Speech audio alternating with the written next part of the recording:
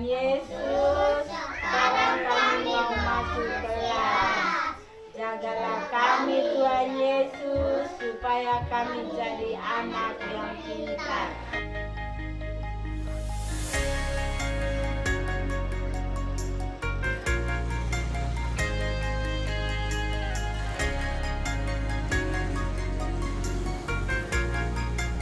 Menyandang status sebagai ibu kota Provinsi Nusa Tenggara Timur, Kupang menjadi pusat pemerintahan, ekonomi, sekaligus pendidikan. Daya tarik kota Kupang memikat tidak hanya orang dewasa, tapi juga anak-anak dari kabupaten sekitarnya.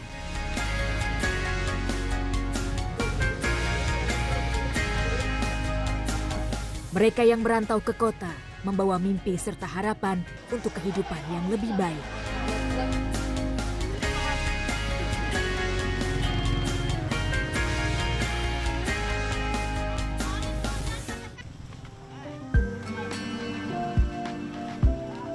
Perantau anak ini memenuhi jalan dan pasar, mengais rezeki dengan keahlian pas-pasan. Keinginan untuk mengenyam pendidikan seketika padam, melihat kenyataan bahwa kehidupan kota yang mereka idamkan harus diraih dengan penuh perjuangan. Persentase putus sekolah di kota Kupang pun semakin besar pada tiap jenjangnya. Dengan jumlah persentase mencapai hampir 6% untuk tingkatan sekolah menengah atas.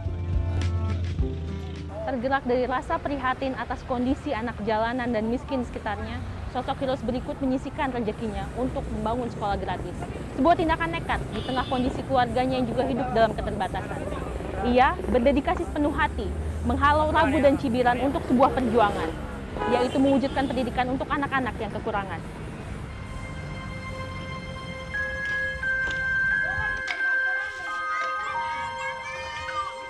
Adalah Yosep Orem Blikololong, pria paruh baya kelahiran Lembata yang hijrah ke kota Kupang sejak usia belia. Saban pagi, rumahnya di Jalan Bunga Jati, Kelurahan Oe Sapa Barat, Kota Kupang, ramai oleh kehadiran bocah-bocah.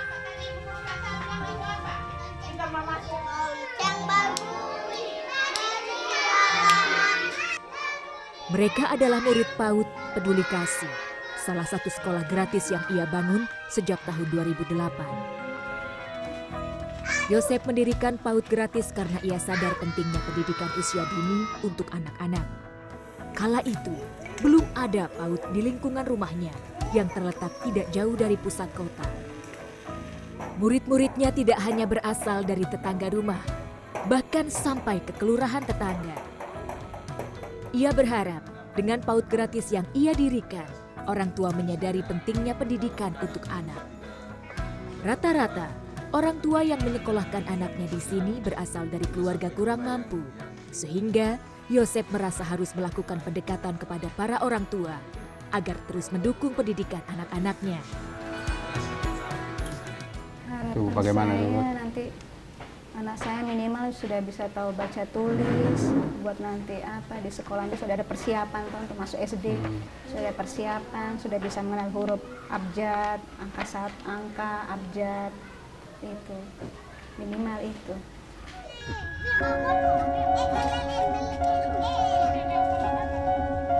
Harapan besar dengan menyekolahkan anak di PAUD Peduli Kasih juga disampaikan oleh Gloria.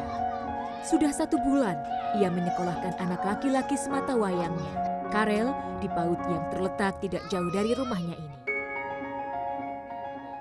Di sini karena sistem pembelajarannya kayak saya lihat lebih bagus, lebih baik. Terus kedua lagi PAUD di sini dia punya sekolah juga tidak memungut biaya. Nah, jadi saya pikir lebih baik anak saya daripada tidak di rumah dia tidak ada kegiatan, lebih baik saya kasih masuk dia di sini.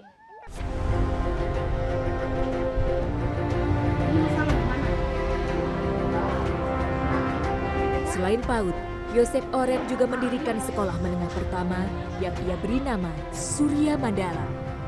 Berdiri di bangunan bekas taman kanak-kanak di Jalan Timur Raya, Kelurahan Oe Sapa, SMP ini terdiri atas 3 kelas. 1 kelas untuk setiap jenjangnya. Tanda ini tadi Ibu bilang berubah dengan tanda apa? Dari Ini SMP-nya ya Pak ya? SMP apa namanya Pak? SMP Surya Mandala. SMP Surya Mandala. Surya Mandala, iya. Sejak kapan Pak didirikan SMP Surya Mandala? Itu sejak 2012. 2012. Ya, 2012. Ini lokasinya ini di sini Bapak tempat pilih ini karena memang punya Bapak gedungnya atau seperti apa? Kalau gedung ini saya sewa dari salah satu ibu yang namanya Ibu Lada yang punya Hotel Cendana. Jadi sejak 2011 sebelum KBM berjalan saya sudah sewa ini gedung itu sejak 2011. Jadi gedung ini juga dalam keadaan yang rusak. Jadi saya renovasi dia. Jadi awalnya hanya 2 ruangan besar. Hanya 2 ruangan. Besar. Lalu saya renovasi dia jadi 4 ruangan besar dari Bapak kabupaten. boleh ceritakan nggak awalnya ini tahun 2012 didirikan ada berapa murid yang ikut? Kalau awal 2012 itu sekitar 60-an murid. Oh lumayan Iya, banyak. 60-an murid yang saya tampung mereka di sini. Ternyata sampai dengan mengikuti ujian hanya 18 anak. Dari 60 sampai Dari lulus hanya 18 18 anak yang bertahan sampai dengan ujian kelas 3 itu hanya 18 anak. Kenapa tuh Pak? Apa yang menyebabkan dari 60 akhirnya tersisih, tereliminasi menjadi 18? Kemana sisanya?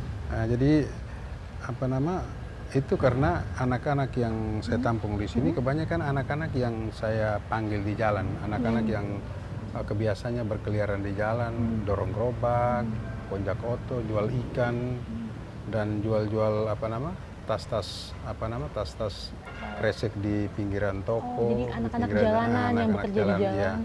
Makanya mereka kurang betah di sini. Dari sekian anak, dari 60 anak lebih, hanya tinggal 18 anak yang bisa betah sampai ikut ujian.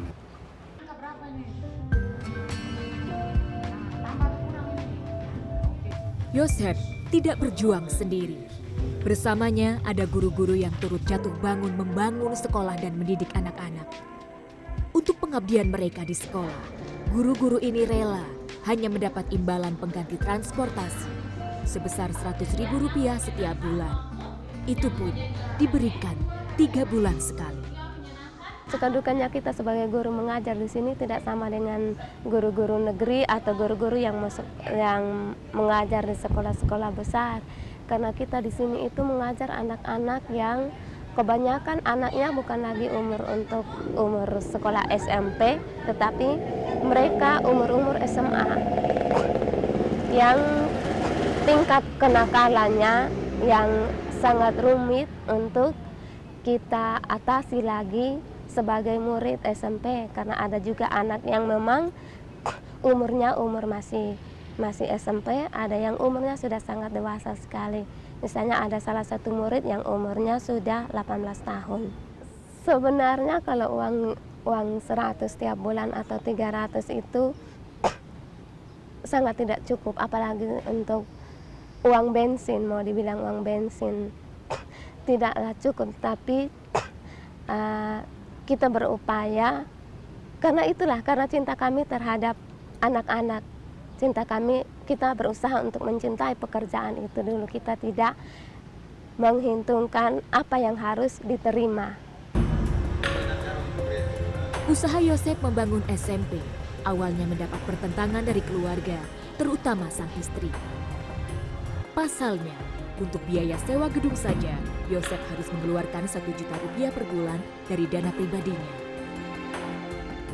Banyak suka dukanya itu, yang terutama dari keluarga sendiri. Ya. Keluarga sendiri tidak mendukung, istri dan anak-anak tidak mendukung kalau saya membangun. Istri sendiri dan anak-anak tidak mendukung. Iya. Karena kenapa? Apa karena biayanya yang dibutuhkan besar atau seperti apa? Karena memang membangun sekolah itu sebetulnya membutuhkan biaya besar.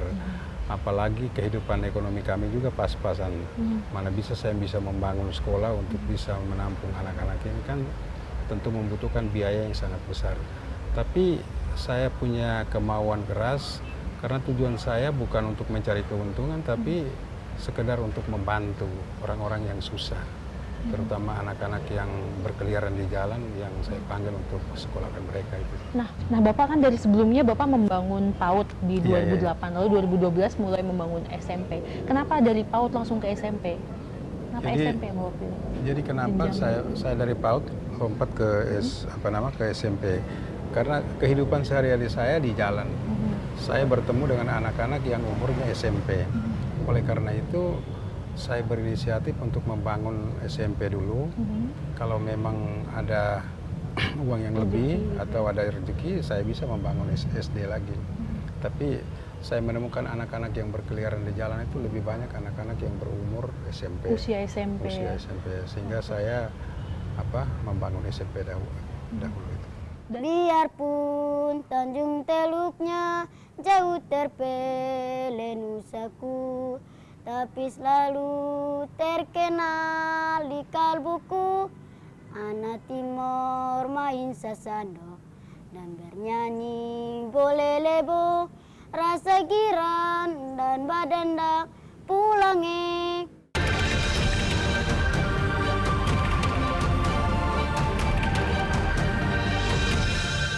Hampir siang, beta bangun sambil menangis karena saya sudah ingat kembali. Biarpun Tanjung Teluknya jauh terpele nusaku, tapi selalu terkenal di kalbuku. Anak Timor main sasando dan bernyanyi boleh lebo, rasa giran dan badandak pulange. Tadi Bapak cerita kalau murid-murid di sini tuh rata-rata Bapak ada yang Bapak ambil jalan, ada Bapak yang Bapak lihat misalnya dia terlantar gitu. Nah, Bapak boleh cerita nggak salah satu murid Bapak yang saat ini kondisinya seperti itu? Jadi salah satu murid yang saya ketemu di jalan, yang sedang jalan-jalan dengan teman-teman, yaitu Milden. Asalnya dari Timur Tengah Selatan, dari Sowe itu juga. Saya ketemu di jalan, saya panggil dia, saya tanya dia kenapa main-main di sini.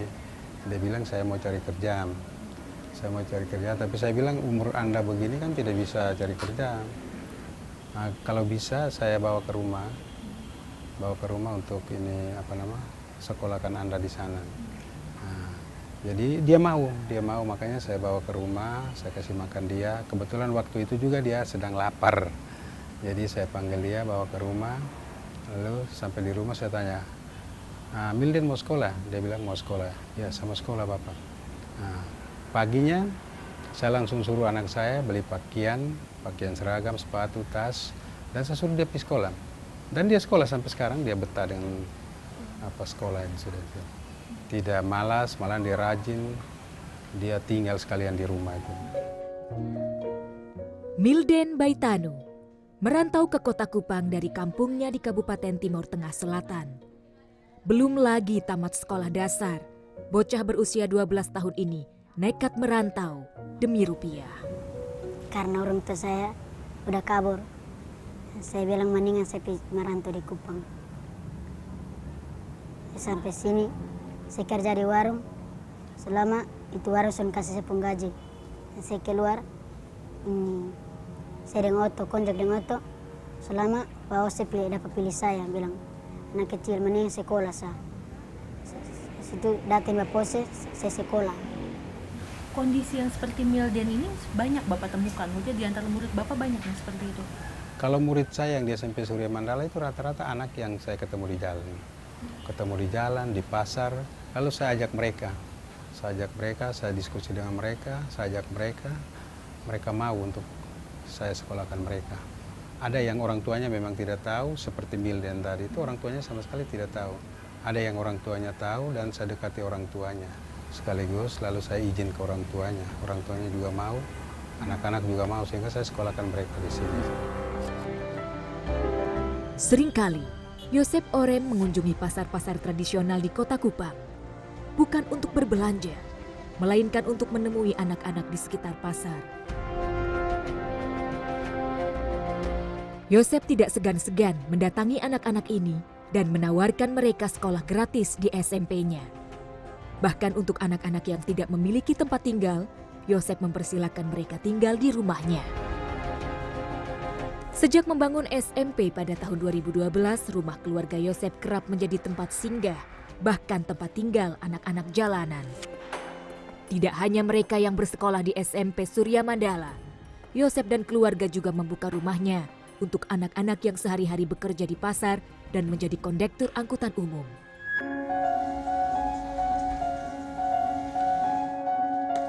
Memulai kegiatan belajar mengajar pada tahun 2012, sudah 2 angkatan yang lulus dari SMP Surya Mandala. Di antara sekitar 40 anak yang lulus dari 2 angkatan ini, ada Agripa Marcelinus Taupan. Remaja yang akrab disapa Ansel ini lulus dari SMP Surya Mandala sebagai angkatan kedua di tahun 2016.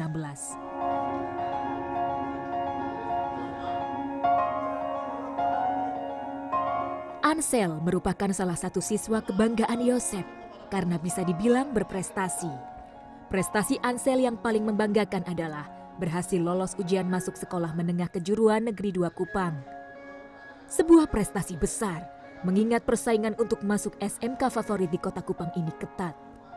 Ansel yang kini tercatat sebagai murid kelas 10 jurusan teknik kendaraan ringan ini adalah murid Yosep yang berasal dari luar kota Kupang, tepatnya Kolbano, Kabupaten Timur Tengah Selatan.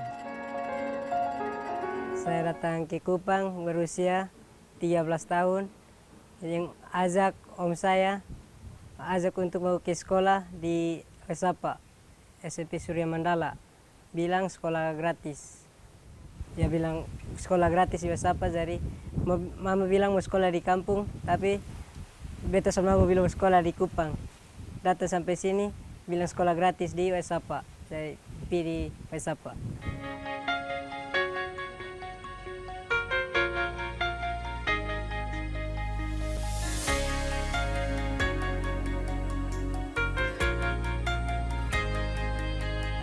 Melihat keberhasilan murid-muridnya menjadi sebuah kebanggaan bagi Yosep.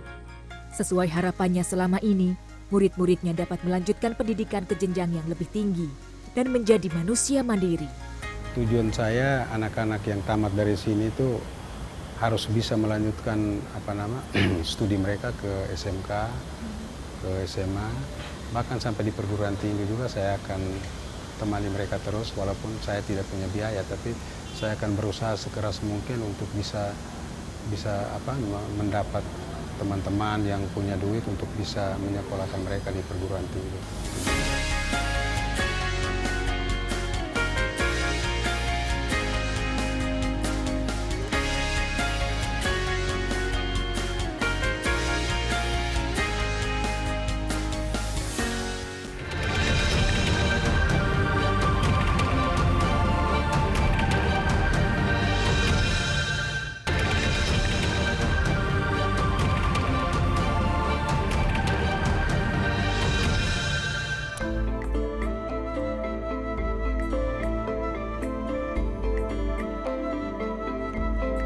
Yosep Orem Blikololong, pendiri PAUD dan SMP gratis di kota Kupang ini, bukanlah seorang pengusaha kaya, bukan pula pegawai perusahaan yang mapan. Sehari-hari ia bekerja sebagai pengepul kardus bekas di toko swalayan. Kalau latar belakang saya sebetulnya seorang pemulung. Seorang pemulung, awalnya seorang sopir, tapi tahun 2004 saya rubah profesi jadi seorang pemulung. Pada 2004 itu saya sudah mengumpulkan uang yang cukup banyak. 1 bulan saya bisa kumpulkan uang sampai 3-4 juta itu waktu itu. 3-4 juta waktu 2004 itu? Ya, 2004 itu. Sampai dengan 5 juta bahkan gitu sehingga dari penghasilan saya memulung itu saya bisa berinisiatif untuk membangun sekolah untuk bisa menampung anak-anak ini. Prinsip hidupnya untuk menjadi manusia yang bermanfaat bagi sesama, mengesampingkan keinginan untuk hidup nyaman. Di usianya yang tidak lagi muda, ia bekerja mengumpulkan sampah demi bisa mewujudkan keinginannya, membangun sekolah gratis. Setiap hari, Yosep ditemani anak-anaknya datang ke toko swalayan di kota Kupang untuk mengumpulkan kardus bekas. Tak jarang, pekerjaannya ini baru selesai hingga larut malam. Sore hari, jadi mulai dari jam 3 sampai dengan toko tutup. Jadi tergantung dari barang. Kalau barang banyak ya kami sampai jam 1, jam 2 kami masih ada di sini sama-sama bisa sambil ikat, sambil bersihkan. Sampai sampah ini dirapikan semua sampai buang ke belakang tempat sampah itu. Kalau untuk lelah ya memang rasa lelah, tapi saya tetap semangat bekerja karena memang pekerjaan yang satu-satu untuk menghasilkan menghidupkan keluarga dan kedua sekolah ini adalah pekerjaan yang ada di sini. Rata-rata dalam sehari Yosep dan anaknya bisa mengumpulkan 200 sampai 300 kg sampah kardus. Dengan harga Rp1.000 per kilo, dalam semalam Yosep bisa mendapatkan Rp200.000. Penghasilan ini ia sisihkan untuk biaya hidup keluarganya dan biaya operasional PAUD serta sebagian untuk SMP. Kegigihan Yosep Orem tidak lepas dari dukungan istri dan 6 anaknya. Meski pada awal perjuangannya mendirikan PAUD dan SMP gratis, mendapat protes dari Tervina Mach, istri yang telah hidup bersamanya sejak tahun 1987. Bapak tuh dia tuh punya ide sendiri dulu. Dia mau buka PAUD juga ada dengan ibu, ada ibu satu yang dari Oipura. Dibilang PAUD ini begini, jadi bapak justru dia punya ide sendiri membuka PAUD. Dia bilang, silakan mau buka. Soalnya saya juga tidak ini, jadi sudah buka begini. Jalan-jalan ya saya ikuti, saya ikut mengajar. Dari waktu dia bangun SMP, waktu dia mau bangun SMP, dia bilang dia, lu ini mau bangun SMP ini, lu penghasilan berapa? Sedangkan di pembiayaan ini besar sekali. Tapi dia berkeras kepala, dia mau bangun ini SMP sudah. Daripada kami 2 ribut, biar sudah ikuti bapak punya kemauan itu seperti apa dulu. Baru ini saya ikuti saja. Nah, waktu Bapak buka sekolah nih 2008 buka PAUD, 2012 buka sekolah. Waktu itu berarti Abang umur berapa 2012 itu sudah SMA? Sudah mau kuliah. Oh, sudah mau kuliah. Ya. Berarti kan biaya yang dibutuhkan banyak. Waktu itu kekhawatiran yang Abang Erik punya tuh seperti apa? Waktu dengar Bapak, wah mau bikin sekolah lagi gitu. Waktu itu khawatir karena waktu saya baru mau masuk kuliah, jadi khawatir karena biaya. Nah, Bapak punya penghasilan dengan seperti begini pas-pasan, terus saya harus masuk kuliah, belum kakak pertama belum habis wisuda, kakak kedua masih sementara kuliah, saya harus kuliah lagi, Bapak harus bangun sekolah. Sebenarnya waktu itu khawatir, hanya karena Bapak punya kemauan untuk bangun sekolah ya. Jadi anak-anak juga sebenarnya tidak setuju, tapi akhirnya harus dukung ya. Harus dukung. Yosep Orem memiliki pendirian kuat bahwa pendidikan adalah modal awal untuk sukses. Hal ini pula yang ia terapkan kepada anak-anaknya. Kalau di Bapak dia bilang, kalau kamu mau sekolah dan saya juga, kamu mau sekolah saat yang sekarang kami masih kuat, biar mau utang kah, mau pinjam kah, mau apa, yang penting kamu mau sekolah. Nah, begitu kalau kami dalam rumah prinsipnya begitu. Awalnya, niat Yosep Orem datang ke Kota Kupang pada tahun 80-an adalah untuk melanjutkan studi di perguruan tinggi. Tapi nasib berkehendak lain. Biaya kuliah yang mahal memupus impiannya. Baru pada tahun 2009 ia menggapai mimpinya untuk melanjutkan studi di bangku kuliah dengan mengambil jurusan hukum. Setelah menghabiskan 14 semester, mahasiswa berusia 57 tahun ini berhasil menyelesaikan kuliahnya. Meski bangga, Tervina masih ingat reaksi yang pertama ia berikan saat sang suami mengutarakan niat untuk kuliah. Gini, ini mungkin mau kuliah nih, kalau mau dapat sarjana, ini dapat sarjana, dapat ijazah, kas masuk dalam lubang, kok pasti sudah tua tuh. Tapi akhirnya dia bilang dia mau kuliah, jadi sudah dia mau kuliah, biar di kuliah daripada sama kau bertengkar. Ya bangga juga. Bangga, ya bangga sudah lah. Opa sudah Pak ini SH. Bangga dengan Bapak punya keadaan sekarang. Bangga dengan Bapak punya perbuatan yang sekarang. Jadi bangga ya sama Bapaknya ya. Karena penghasilan pas-pas bisa mendidik punya anak-anak di rumah dengan anak-anak di luar. Tidak hanya menjadi kebanggaan keluarga, Yosep juga menjadi inspirasi dan kebanggaan orang-orang di sekitarnya. Tidak terkecuali rekan guru dan murid-muridnya.